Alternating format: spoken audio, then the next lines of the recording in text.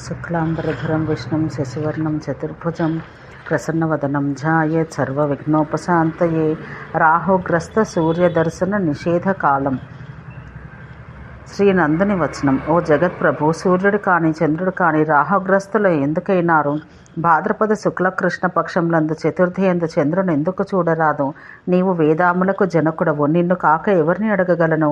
వేదాలలో పురాణాల్లో గోప్యంగా ఉన్నదాన్ని విద్వాంసులు తెలుసుకోలేరు అని ప్రశ్నించిన జనకుని ఆ మాట విని, ఈ మాట అబద్ధం, వైదికులు దీన్ని నిషేధించారు. ఓ నందా, క్షమించుము, నీకు మేలు కలగనిమ్ము, నన్ను మరొక ప్రశ్న అడుగుము. ఓ తండ్రి, మాటలు నమ్మవలను, బుద్ధిమంతులు ప్రకాశింపచేయరాదు, ప్రకాశింపచేసిన విఘ్నమగను. సజ్జనుల ఛిద్రం దైవతమైనది అనగా నందుడు. ఓ జగన్నాథ, తెలుపుడు, భక్తుని వంచరాదు. దేవేశులు కనిపించని వారు అయినను రాహుచే మింగబడేవారు కారు, పుణ్యం నిచ్చువారు. పురాతనమైన ఈ కథ చెప్పెదను, వినము.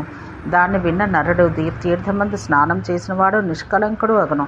సర్వపాపాలు చేసిన వారిని చూసినందువల్ల వచ్చే పాపం ఈ ఆఖ్యానం విన్నందువల్లనే భస్మం కాగలదు. ఒకసారి జమదగ్ని చాలా కుతూహలం కలవాడై రేణుకతో కూడి ఆనందంగా నర్మదా తీరానికి వెళ్ళెను. ఆమెతో కలిసి జనం లేని నర్మదా తీరంలో విహరించెను. ఆమెకు కొత్తగా వివాహమైంది. సుందరి, నవయవ్వనం కలది, మంచి రూపం కలది, చిరునవ్వు కలది, రత్నపు సొమ్ములు కలది. స్తనముల బరువుతో కొంచెంగా వంగినట్టుగా, పిరుదల బరువుతో కొంచెంగా మెల్లగా నడుస్తున్నది. ఎంత అందం కలవారైనా సుందరీమణులతో పోల్చ వీలు లేనిది. తెల్లని చెంపక పువ్వు రంగు, పూర్ణచంద్రుడు వంటి ముఖం కలది. చూపులు అట్లే ఉన్నవి. ఆమె చాలా సూక్ష్మమైన వస్త్రం ధరించి ఉన్నది. కాముని బాణంతో బాధపడుతున్నది. ఓ వ్రజ, ఆమె శరీరమంతా పులకరించి ఉన్నది. సంభోగం వల్ల మూర్ఛపోయింది.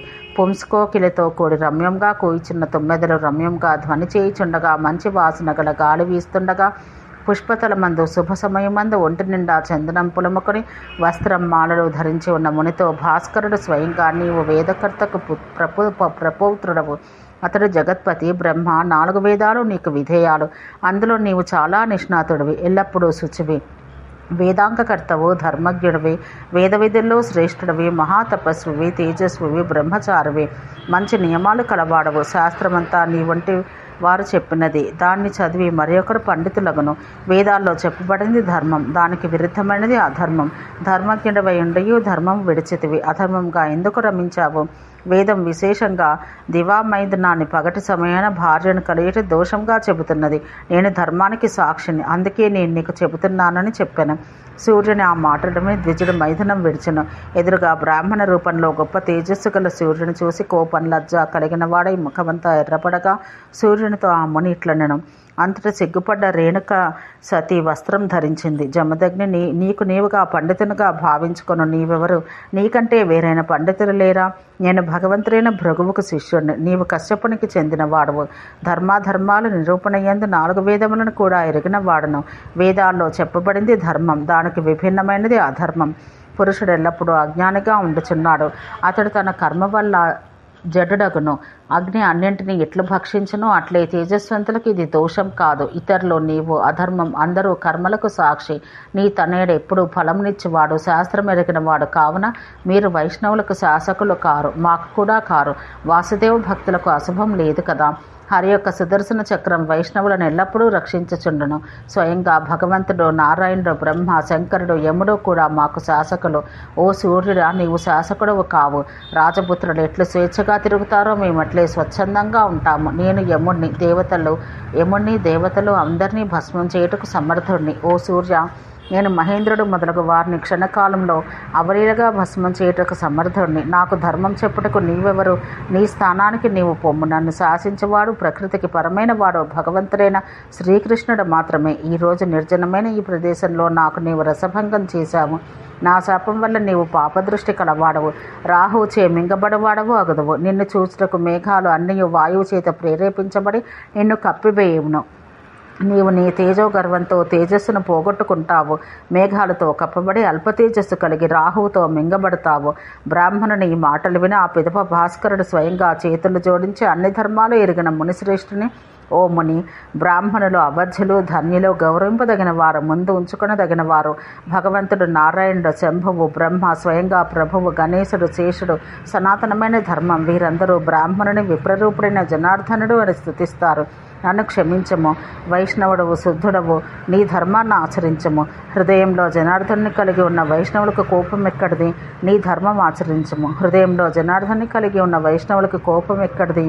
మేము విప్రుల్ని పూజిస్తాము, మీరు దేవతలను పూజిస్తారు. ఓ ద్విజ, ఈ విధంగా చేయుట అనేది పరస్పరం స్నేహానికి పాత్రమైనది. నీవు నన్ను శపించావు, నేను నిన్ను శపిస్తున్నాను. లేనియడల జనులందరూ నన్ను సూర్యుడు తేజోహీనుడు అంటారు. ఓ బ్రాహ్మణ శ్రేష్ఠుడా, నీవు క్షత్రియునితో అవమానించబడతావు. నీకు క్షత్రియుని చేత మరణం కలగగలదు అని శపించను. సూర్యుని మాట విని ఆ బ్రాహ్మణుడు తిరిగి కోపించి ముఖమంతా ఎర్రబడగా శివుడు నిన్ను జయించును అని తిరిగి శపించను. ఇరువురి కయ్యమును గురించి తెలిసి కశ్యపునితో ప్రోత్సహించబడి జగత్తులను ఏర్పరిచి బ్రహ్మ స్వయంగా అక్కడికి వచ్చను.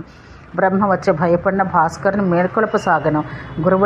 గురువైన బ్రహ్మ ధర్మజ్ఞుల్లో ధర్మజ్ఞుడైన మునిశ్రేష్ఠునికి ఉద్బోధించసాగను. భాస్కర, నీవు క్షమించము. నీవు సాక్షాత్తుగా నారాయణుడివి. మీకు పాలింపదగినవాడు. బ్రాహ్మణుడు ఎన్నడూ చంపదగినవాడు కాదు. అధికమైన విప్రుని శాపానికి అంతమును నీకు నేను చెబుతాను.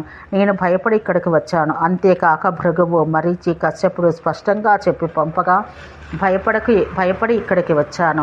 ఓ సురశ్రేష్ఠ, నీవు శాంతించము. అన్ని కర్మలకు నీవే సాక్షివి. ఓ బ్రాహ్మణ్, ఏదో ఒక రోజున ఏదో ఒక క్షణంలో నిన్ను మేఘాలు ఆవరించును. తిరిగి వెంటనే అవి వెడిపోవును. అధిక మాసం క్షామరూపం వచ్చిన సంవత్సరంలో నిన్ను రాహువు మింగివేయను. అప్పుడు నీవు కొందరికి కనిపించకుండా వెళ్తావు, కొందరికి కనిపించి పుణ్యం కలిగిస్తావు. అయినా అన్ని కాలాల్లోనూ నీ దర్శనం భూమిపై పుణ్యదర్శనం మగను. నిన్ను చూసి నమస్కరించే జనులందరూ పాపహీనులగుదురు. జన్మ 1, 7, 8, 12, 4, 10 స్థానములందు జన్మ నక్షత్రములందు నరులు నిన్ను చూడకూడదు. చూసిన వారికి మరణం సంభవించును. అస్తమయ కాలమందు మేఘములు కప్పినప్పుడు, మధ్యాహ్న కాలమందు నీటియందు సగముదయించిన కాలమందు నిన్ను చూసిన పాపం కలుగును. భార్య వల్ల దుఃఖ కారణంగా భార్యయే కారణమైన దానితో, మామతో, బావమరిదితో నీ తేజం నష్టమగును. లేకున్నా నీ తేజంను చంపి కూడా సహించలేదు. మాలి యుద్ధంలో నీవు శివుని చేతిలో ఓడిపోయేదవు అని సూర్యునితో పలికి తిరిగి ఉన్న శాపంతో తిరస్కరించబడ్డ సిగ్గుపడుతున్న నమ్రంగా కోపంతో ఉన్న బ్రాహ్మణునితో, ఓ బ్రాహ్మణ, నీ ఇంటికి పొమ్ము. నీ తేజస్సుతో క్షణకాలంలో లోకం భస్మం కాగలదు. సూర్యుడు నీవు సహించవలను. సూర్యుడు నిన్ను నిరంతరం పాలించవలను. మీరిద్దరూ పరస్పరం పూజించుకొనదగిన వారు. మీ సంబంధం పోషక సంబంధం. విష్ణువు అంశమైన క్షత్రియుడైన కార్తవీర్యార్జుని చేత నీవు అవమానించబడదవు, అనుమానం లేదు. అవమానించబడ్డ ద్విజుడు మృతప్రాయుడు. నీ ప్రాచీనమైన కర్మ అంతా ఎన్నడూ ఖండించబడదు. నారాయణుడు తన అంశతో నీ కొడుకుగా జన్మించును. నీ పుత్రుడు 21 మార్లు భూమిపై క్షత్రియులు లేకుండా చేయను. ఈ భూమిపై నీ కీర్తికి మృత్యువు కారణం కాగలదు అని ఇట్లు చెప్పి బ్రహ్మ తన గృహానికి పోయెను. జమదగ్ని, భాస్కరుడు తమ గృహాలకు చేరిరి. ఓ తండ్రి, ఈ విధంగా పుణ్యమునకు కారణమైన ఆఖ్యానం నీకు వివరించాను. ఏ కారణంగా రాహుగ్రస్తుడైన సూర్యుడు అదృష్టుడగునో భాద్రపద మాస శుక్లకృష్ణ పక్షంలో చవితి చంద్రుడు చూడతగని వాడు నష్టరూపుడు కాగలడు. రాహుగ్రస్తుడు కలంకి అని ఇదివరలో నేను శపించితిని. ఓ తండ్రి, పురాతనమైన ఈ కథనంతను నీకు చెప్పుదును. ఓం శాంతి శాంతి శాంతి.